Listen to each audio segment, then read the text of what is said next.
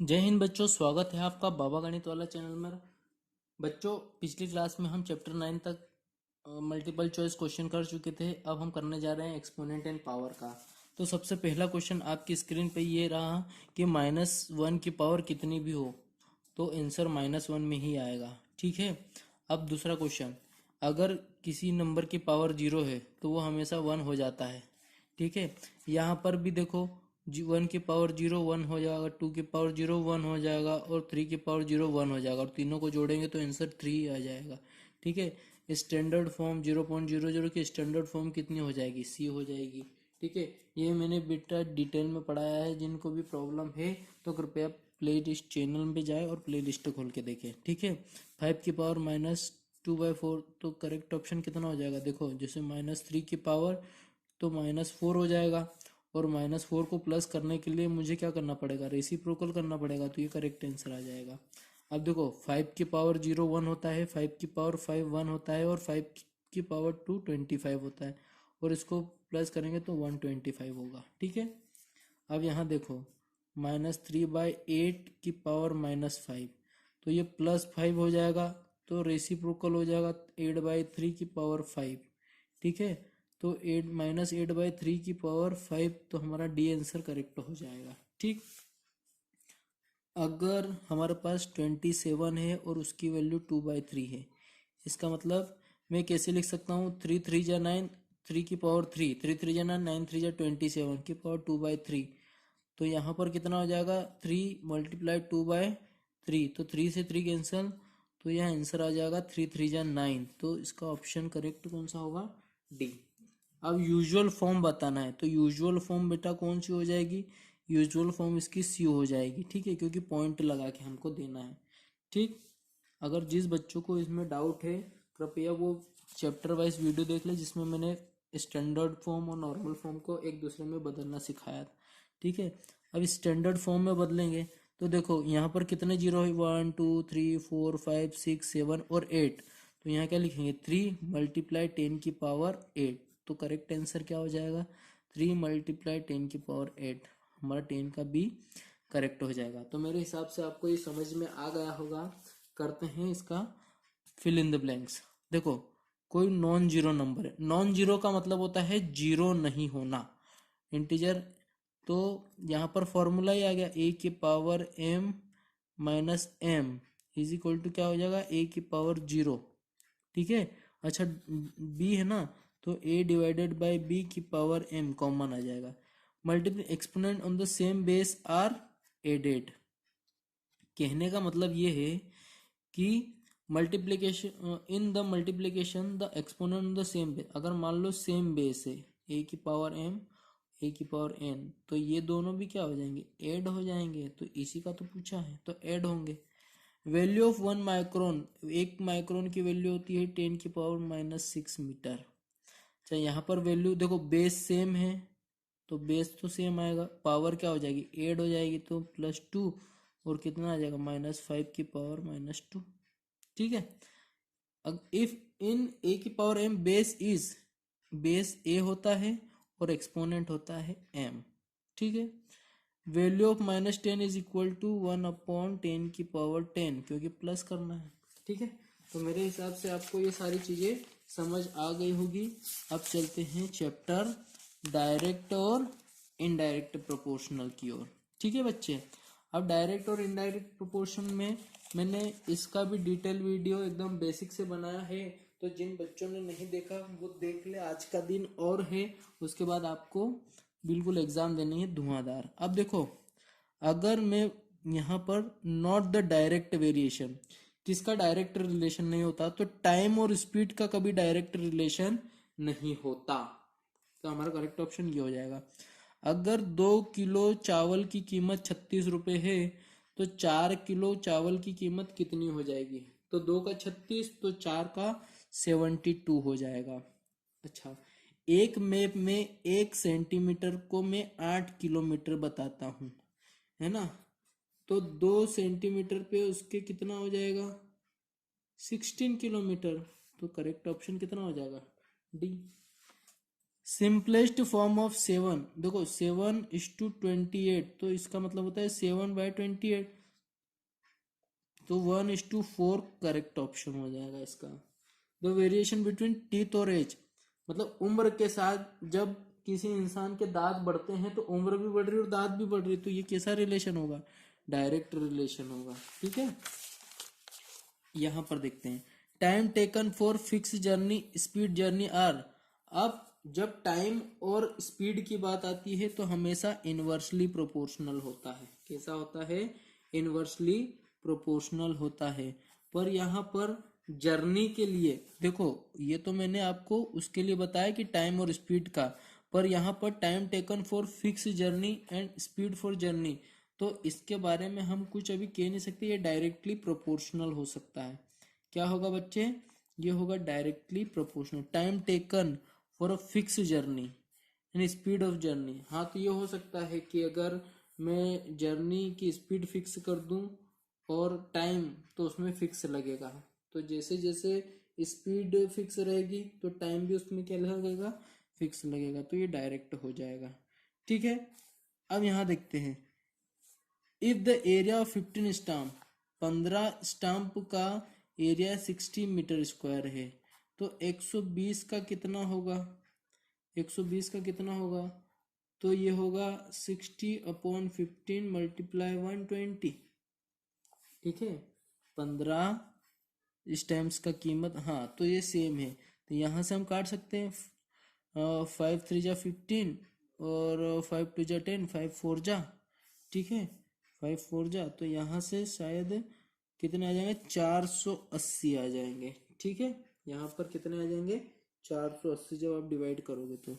Ratio of the mutual relationship between two, ratio किन के बीच में होता है? दो सिमिलर क्वांटिटीज के बीच में रेशो लेते हैं हम। Which of the following is inversely proportional, इनमें से कौन inversely proportional? Area of square on increasing side, भाई साइड बढ़ेगी तो एरिया बढ़ेगा, तो ये तो हो नहीं सकता। Area of cultivated land and crop harvested, है ना, ये भी नहीं हो सकता। Working hours and number of labour, हाँ अगर लेबर बढ़ेंगे तो टाइम कम होगा और टाइम कम होगा तो लेबर बढ़ेंगे। ठीक है, बाकी ये तो डिस्टेंस कवर, फिक्स जर्नी और यूनिफॉर्म स्पीड, तो ये तो डायरेक्ट रिलेशन हो जाएगा। अब यहाँ पर रेशो 36 और 24 का रेशो, 12 या 36, 12 2 24, 3:1, 3:2, तो ये हमारे पास क्या हो जाएगा? करेक्ट ऑप्शन हो जाएगा। ठीक है बच्चों, मेरे हिसाब से आपको ये चीजें समझ में आ रही है। अब यहाँ पर फिल इन द ब्लैंक्स भरना है। हाइट ऑफ ऑब्जेक्ट, किसी ऑब्जेक्ट की हाइट और उसकी शेडो, कैसा रिलेशन होता है बच्चे?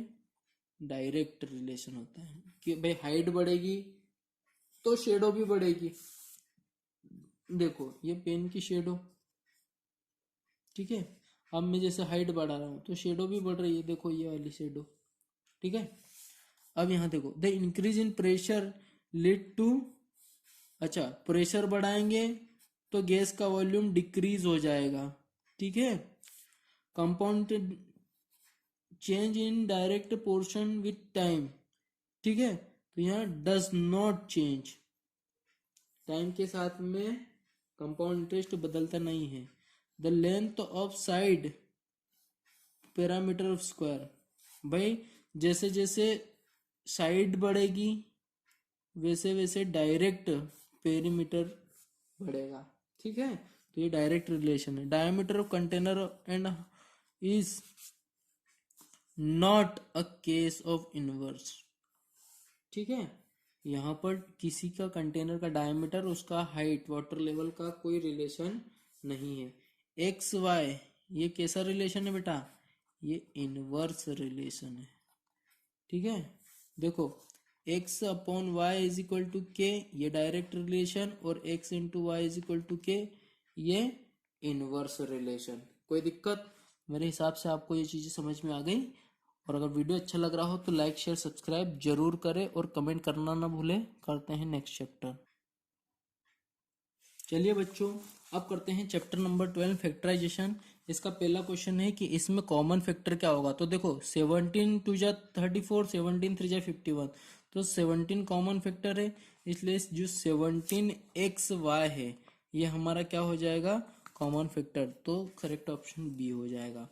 अब आती है कि कॉमन फैक्टर 12x और 36 में कॉमन फैक्टर क्या है, तो भैया 12 कॉमन फैक्टर है, क्योंकि 12 की टेबल में 36 भी आ रहा है और 12 खुद भी आ रहा है।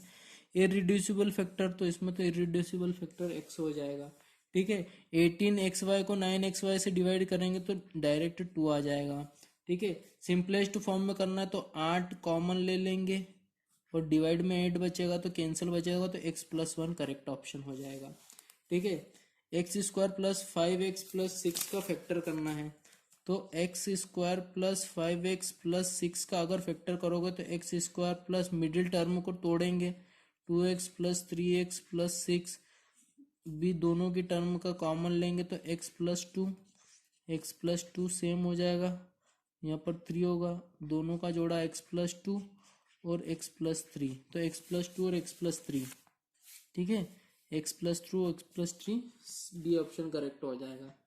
यहाँ पर व्हाट विल बी, ये आइडेंटिटी है, देखो ये आइडेंटिटी होती है a माइनस बी का whole square is equal to a² minus 2ab plus b का होल स्क्वायर।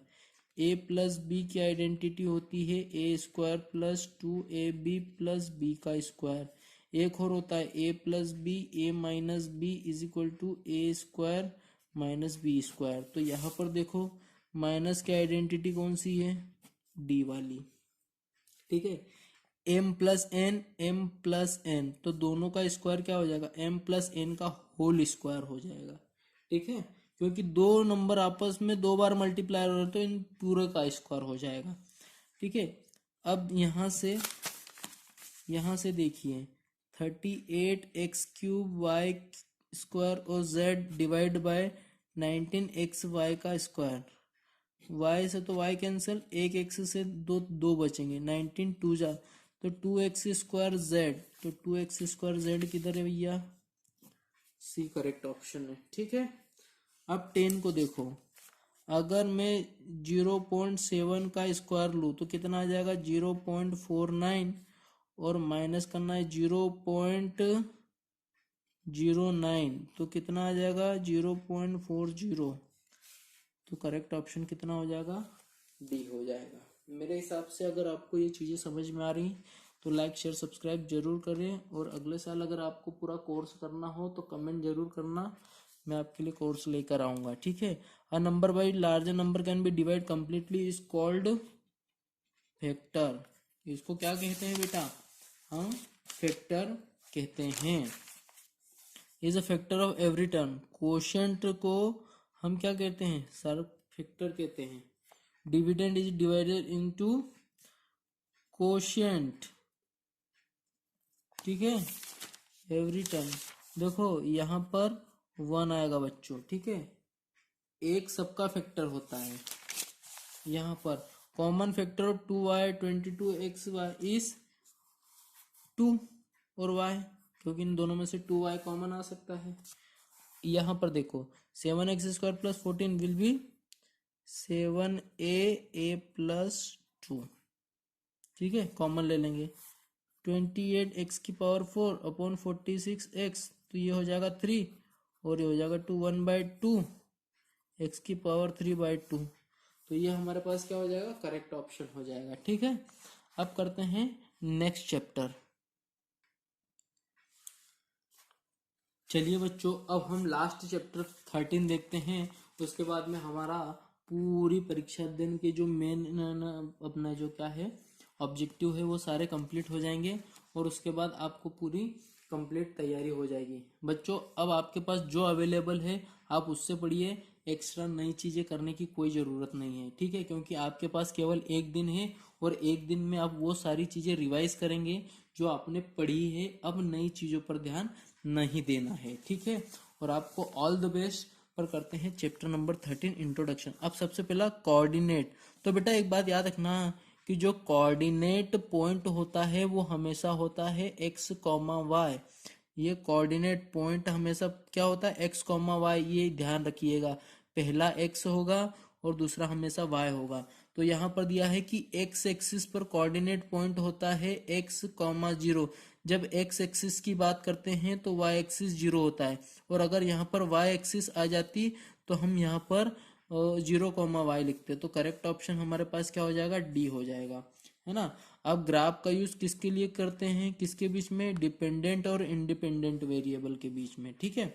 कोऑर्डिनेट, ओरिजिन का कोऑर्डिनेट हमेशा 0, 0 होना चाहिए बेटा, तो यहाँ पर करेक्ट ऑप्शन क्या हो जाएगा, ए। अब एक quantity need to car petrol tank decide the amount you have to pay, here quantity of petrol is, देखो अब यहाँ पर क्या है कि पेट्रोल की क्वांटिटी, ठीक है, पेट्रोल की क्वांटिटी को क्या कर रहे हैं, किसी कार में भर रहे हैं, ठीक है, और वो क्या कर रहा है कि डिसाइड कर रहा है, तो ये कैसे है, डिपेंडेंट वेरिएबल। सुनो, जब हम गाड़ी में पेट्रोल भरवाते हैं तो जो पैसे का मीटर होता है वो भी चलते जाता है कि साथ में पैसे भी बताते जाता है कि कितने पैसे बढ़ रहे हैं। तो जो पैसे बढ़ रहे हैं वो किस पे डिपेंडेंट है, पेट्रोल पे, इसलिए कैसा वेरिएबल, इंडिपेंडेंट वेरिएबल, जिससे मतलब कोई फर्क नहीं पड़ रहा है कि कॉस्ट कितनी है या फिर वो कितना उसमें पेट्रोल आ रहा है, ठीक है। मतलब पेट्रोल की कॉस्ट और पेट्रोल ये दोनों अलग अलग क्वांटिटी है, ठीक है। यहाँ पर इन अ पॉइंट एक्स कोऑर्डिनेट अगर मेरे पास 7 है और वाई कोऑर्डिनेट 5 है तो 7, 5 ये हमारे पास करेक्ट ऑप्शन हो जाएगा। A line graph display period of time changes continuously, ठीक है, मतलब एक लाइन ग्राफ है इस तरीके से चलते जाती है, तो ये क्या करती है, कंटिन्यूसली चेंज होते जाती है, ठीक है। ये ग्लास रखा है तो x कितना है, x है 2 और y कितना है 3, तो यहाँ पर करेक्ट ऑप्शन कौन सा होगा, 2, 3। टेम्परेचर और टाइम के बीच का डेटा क्या कहलाएगा, टाइम टेम्परेचर ग्राफ, है ना। अ लाइन बिंग होल और broken line is called linear graph, ठीक है। The locating a point on graph paper we need, हमको क्या, अगर हमें किसी भी पेपर पर कोई पॉइंट को लोकेट करना हो तो हमको एक्स और वाई कोऑर्डिनेट की जरूरत पड़ेगी, ठीक है। अगला करते हैं fill in the blanks. A bar graph pie chart represent graphical, graph बताता है, ठीक है।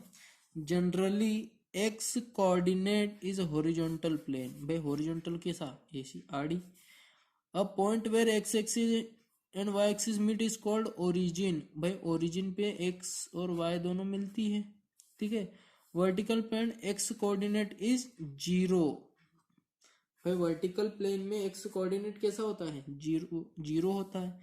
When one quantity affect another then affected quantity is called dependent variable, भाई एक जो दूसरे पे डिपेंड करती है वो कैसी क्वांटिटी होती है, डिपेंडेंट क्वांटिटी होती है। तो बेटा इसी के बाद क्या हुआ कि हमारा जितना भी पोर्शन था वो कंप्लीट हो चुका है। अब आपको एग्जाम के लिए ऑल द बेस्ट, और बाबा गणित वाला चैनल को सब्सक्राइब करें, ठीक है। तो मिलते हैं अब 9th क्लास की वीडियो सीरीज में। अगर आपको चाहिए तो प्लीज़ कमेंट ज़रूर करें। तब तक के लिए जय हिंद।